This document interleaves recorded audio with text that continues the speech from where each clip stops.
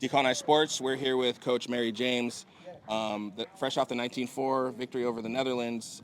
Just kind of share your initial thoughts on what you saw out there today. So definitely see an improvement, especially on both sides of the floor. Since that U.S. game, we've changed our game so much and we've improved so much that I think that the girls are ready to face a different opponent, which will be nice when we see a crossover for the quarterfinal. But definitely just improvements all around, both from all sides of our game.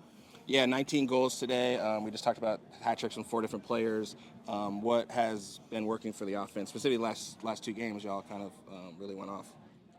Definitely, spacing our offense out, working on our picks and rolls, our 2-man games, our 3-side, our off ball, and then just running our systems and making sure that we're getting all the things right so that moving forward that it's not an issue for us and that we can execute properly.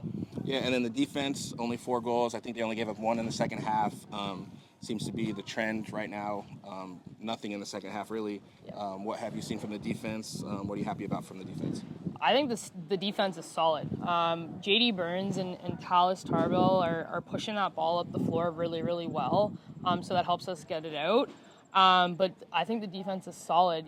There's a lot of big hitters back there that really stop people from coming in on us and keeping people the outside on those outside shots, which makes it easier for the goalie to react. But just all around the defense is working collectively in their communication, and I can even hear them when I'm standing up top. Like I can hear them talking to each other and making sure that everyone's in the right spot and that they're working collectively for sure. Yeah, and it's a long tournament. I'm always curious about the process of bringing people from different parts of, just living situations, and now we're 4 games in. Just kind of what has the process been like to help this team gel and moving forward to the quarterfinal round? So, we did training camps every month. We had 3 practices, and we got together quite a bit. So it really, helped build those connections moving throughout the last year, I guess. And just learning how to build those connections on and off the floor, which is super important, and gelling together. Lots of hard work for these girls has gone into this. The culture is not about, they're not raised in a gym, they're not raised to go to private schools. They have to do a lot of this work on their own, and I'm proud of these girls for all that they've built for themselves and trained for and worked for over the last year.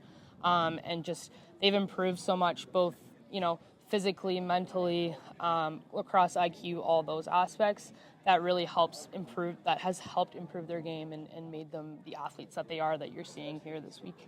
Great. And then last question for you, just personally, what has the journey been like? What does it mean to be here, part of the coaching staff in a historic moment, really? So I've only been coaching for about 5 years now, and I really looked at, I'm from Ottawa, in Ontario, and I come from a family where we don't know a lot about our culture, but I'm an Indigenous individual as well.